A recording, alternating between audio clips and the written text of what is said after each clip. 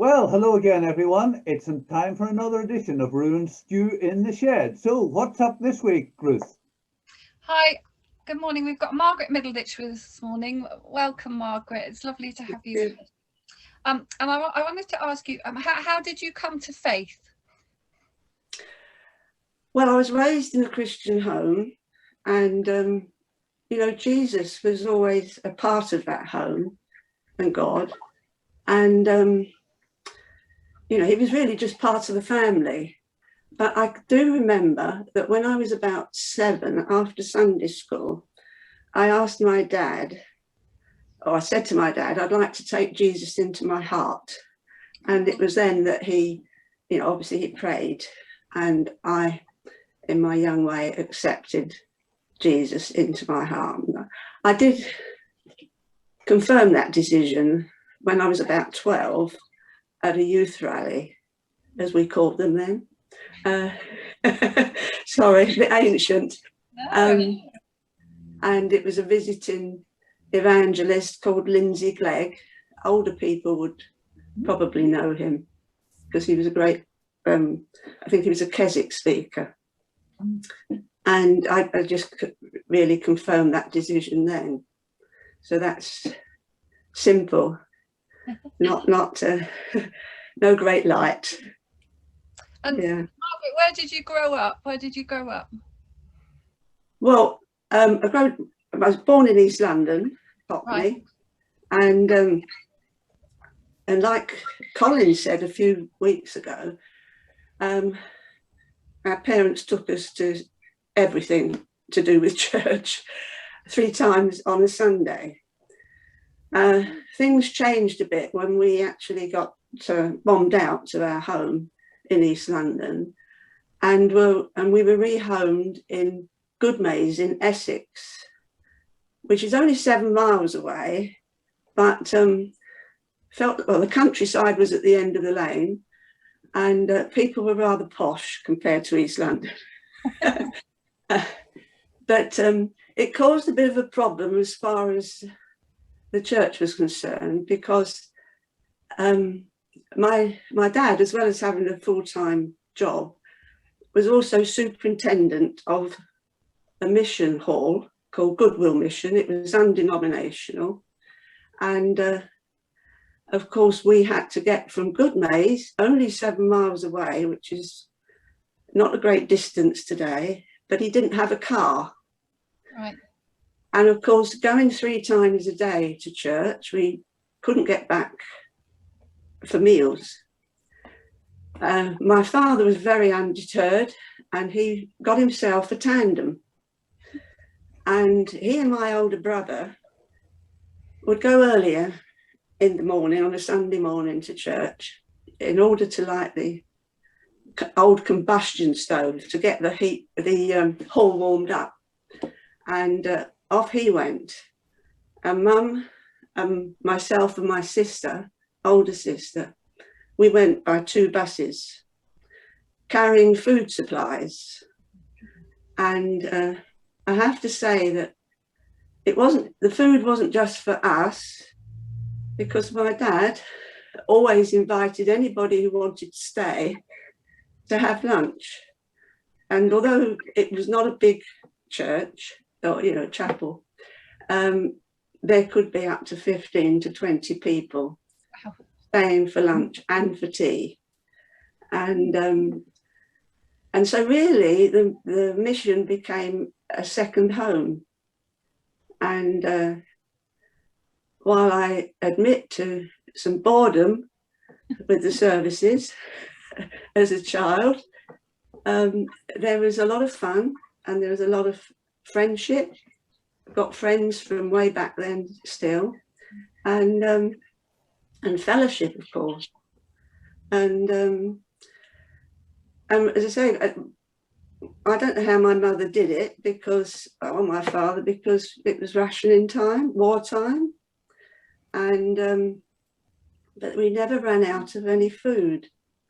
So it wasn't the feeding of the 5,000, of course, but it was quite a challenge. And so Sundays was a very busy day, but I always looked forward to it. actually, believe it or not. And because after we'd had lunch, we had to set up the hall for Sunday school. And we only had the one hall and a small vestry. So with about 10 classes, all in this one hall, we had to, you know, obviously set up chairs and all this sort of thing. After that, of course, all hands on deck, mainly all hands on deck on a Sunday, clearing away before tea and evening service. So it was pretty full on. Some people might think, you know, horror of horrors, but as I say, we enjoyed it. I enjoyed it, and there was a lot of friendship. We had good teaching because, as I said, it was undenominational, but we associated the various denominations, so we had preachers from different denominations, which was good. And that was basically my life up, well, really right up until I got married. Not on the not with the we moved from Goodmayes after about a year or two. We came nearer into London in East Ham, which is now part of Newham and West Ham, and but we still carried on with that, you know, with staying at the mission all day. My impression, never having lived there, of East London is real characters and a place with its own culture. I mean, what was it like?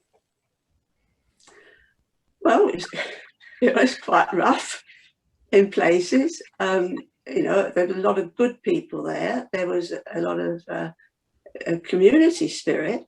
I mean, we left, you know, we were bombed out when I was about 5 or 6, I think.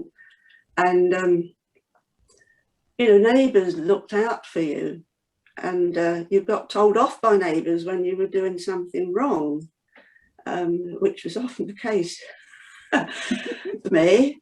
You know, and of course the families, the extended family, were all close by. It was only when war came that we were dispersed, but there were all the in-laws around, and grandparents of the in-laws. And I had, it was my aunt's mother-in-law who lived across the road, and whenever I was in trouble, I went over to her and she sorted me out and put this right. She wasn't my grandmother, but she was like a third grandmother. So it was a close community like that. And next door neighbours looked after you too. Well, not just, but just the neighbours, really.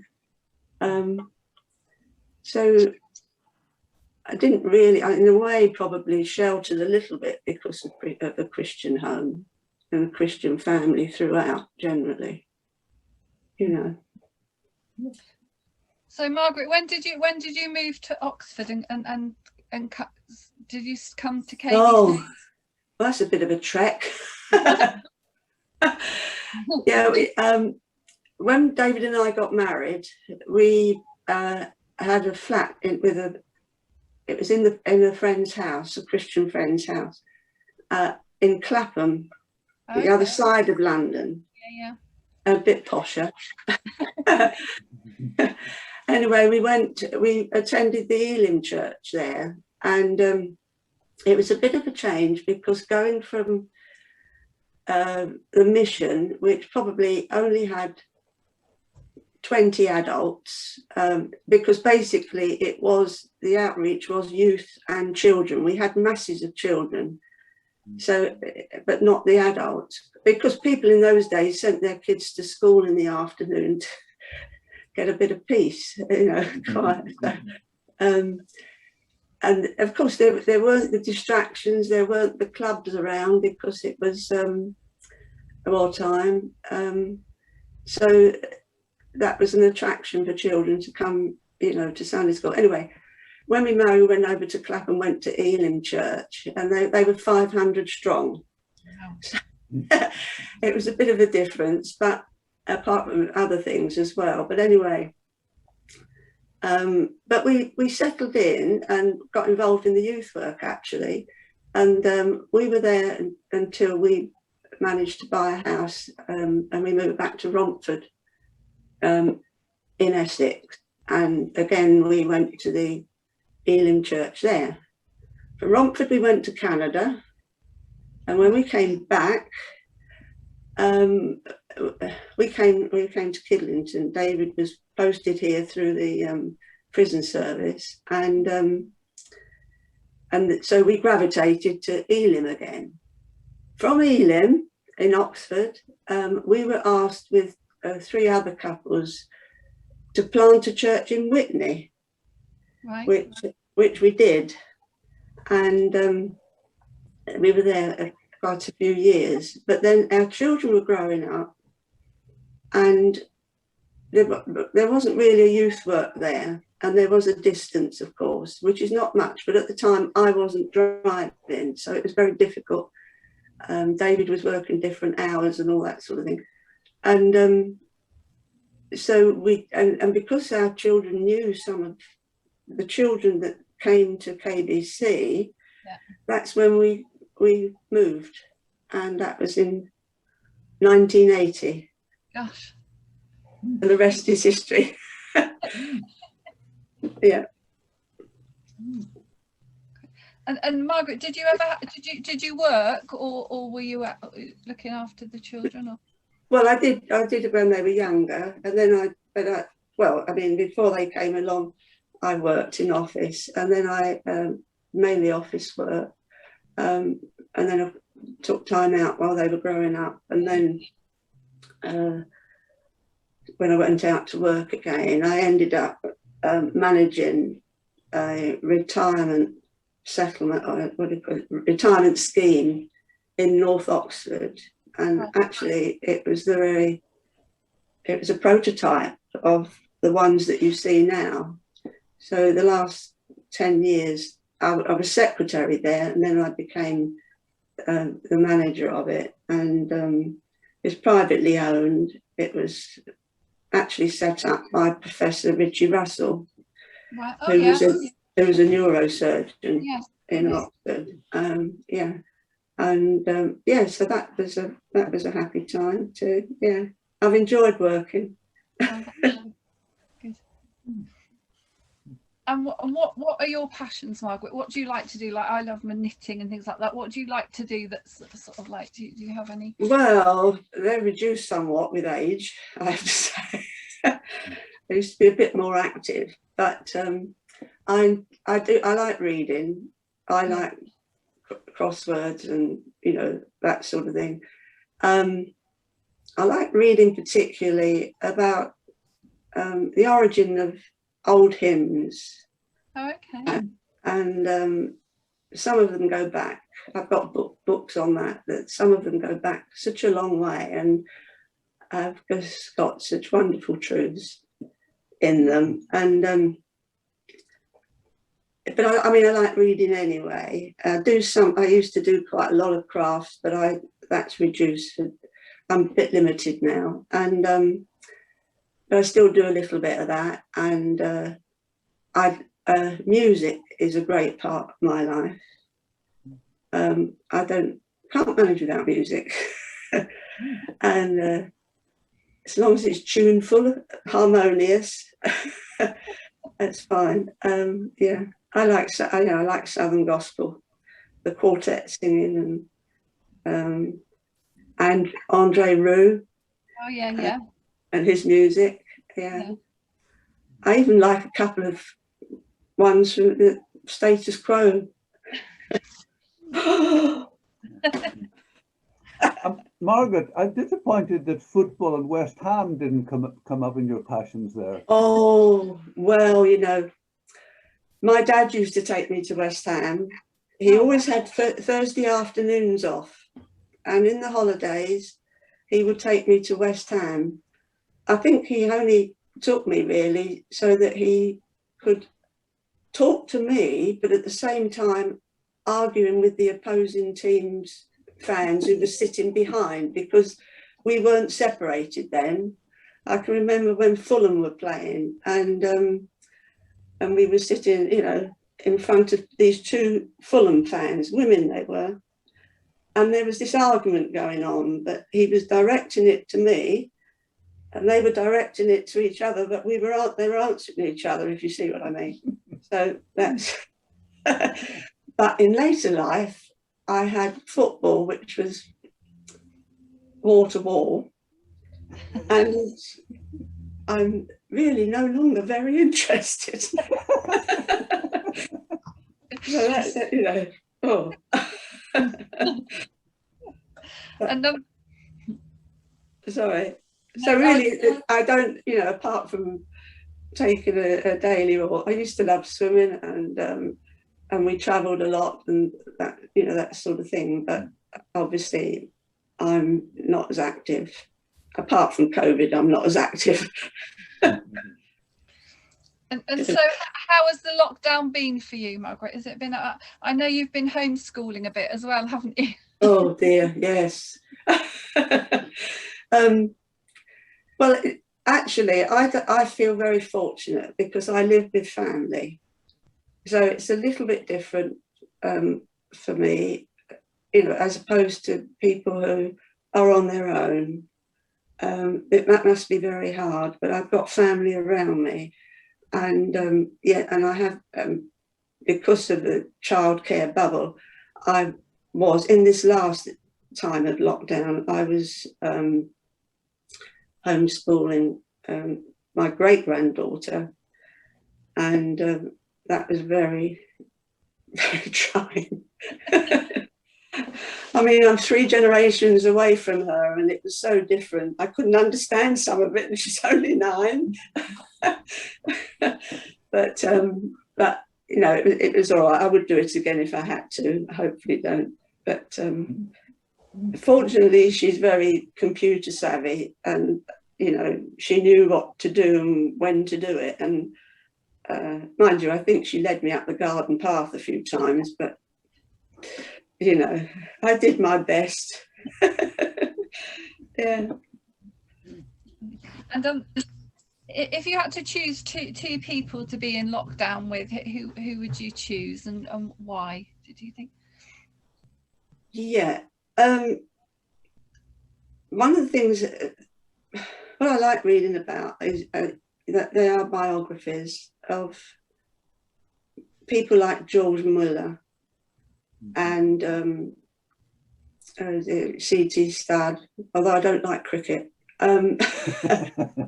Sorry, Colin, and everybody else. Neither do I, Mark.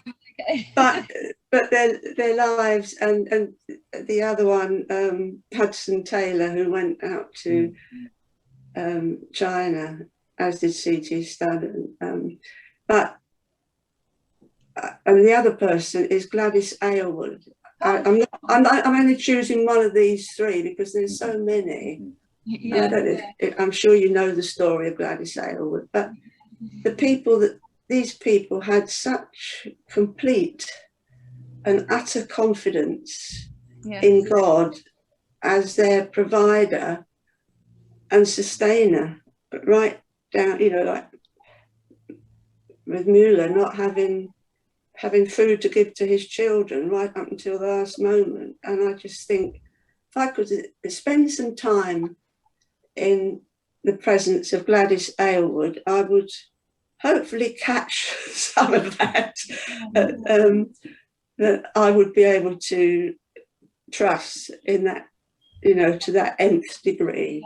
That would be wonderful. I actually met her because she came from she came from North London, I think.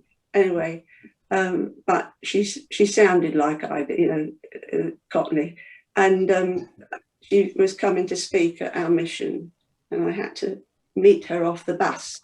But I was really, you know, really taken with what she had to say, and I would love to have spent more time with her. So that's one. Yeah. even though I've mentioned two others, I'm sorry. Okay. And the other one is, you know, I've often wondered about Joseph, Jesus's earthly father. Yeah. He's an unsung hero, really, isn't he? And in a way, he's in the same class, as it were, as Gladys Aylward or George Mueller and these people, because he must have had tremendous faith and trust in God.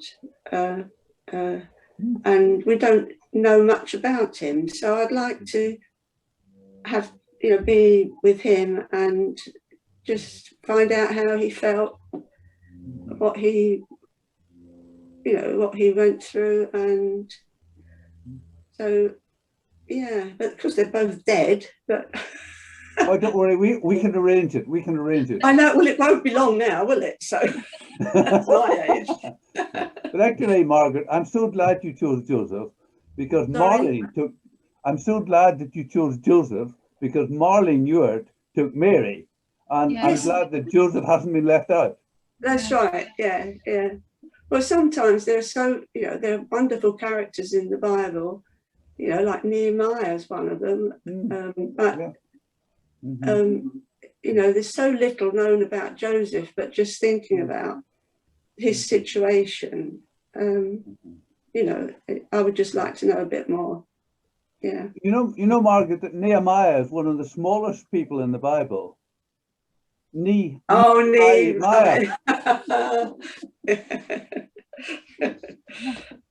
And Isaiah was always looking up. Very good, yeah. Yeah. And have you got a favourite Bible verse? I have. Well, can I have two? Can I indulge? Yeah, you can have two. When I was quite young, my mother bought me a Bible, and she wrote in it from Proverbs 3:5-7. I'm sure you know what it is. I'll have to read it. It was one that I found to be true, at least when I put it into practice. Trust in the Lord with all your heart, and lean not unto your own understanding. In all your ways, acknowledge him, and he will direct your paths. And when we do that, he really does direct our paths. When we don't, we make a mess of it, as I can prove. And the other one is from Deuteronomy 33:27, which has followed me too. The eternal God is your refuge, and underneath are the everlasting arms. And in times of trouble, to remember that he's holding us. That is the great, no matter what you're going through, that's the great comfort. We're in his grip and he doesn't let go. So they're beautiful verses. Beautiful. Yeah. Can I just say something, go back to my mission days, because obviously they were very impactful. But my brother and my sister and I, we played at church when we weren't at church. It couldn't have been that bad, could it? And my brother was the preacher in an imaginary pulpit. My sister was the imaginary pianist. And I sat in the pew. Now, it was a bit prophetic, really, because my brother became an Elim minister. Wow. My sister became a music teacher and a lay preacher in the Methodist Church. And me, well, I sit in the pew and listen. I thought that was rather prophetic. Margaret, you do an awful lot more than sitting in the pew and listen. So you we know, will not have that. Oh, You've been thank an you. inspiration to so many people in KBC. Definitely. Well, thank you. But anyway, so that's basically the background anyway. And there's lots of other things, of course, that, you know, when obviously the longer that you live, the more memories you have, don't you? That's the trouble. When you can remember them. Yeah. Somebody's making an appearance. Yeah. Are you ready for his question, Margaret? Yes. Cromwell would like to know, cats or dogs? Oh, no doubt about it, dogs. Yes. Thank you so much. Because they're always pleased to see you, no matter what. Exactly. And you just to hang the washing out, you come back in and they're all over you. Yes, It's that's been wonderful. away for a year, isn't it? Wonderful. Somebody loves me, but I haven't got one at the moment. So. Borrow Cromwell. You can borrow Cromwell. Thank you. Ruth, could you just pass on to the Team Tenfold that somehow the church is not making much of an impact on cat lovers? I will. Because we seem to be, yeah. But anyway, Margaret, thank you so much for your time. Thank you. It's been really, really interesting to listen to you and for you sharing your life with us. And thank you everyone who's watched us. And yeah, we'll be back with another one next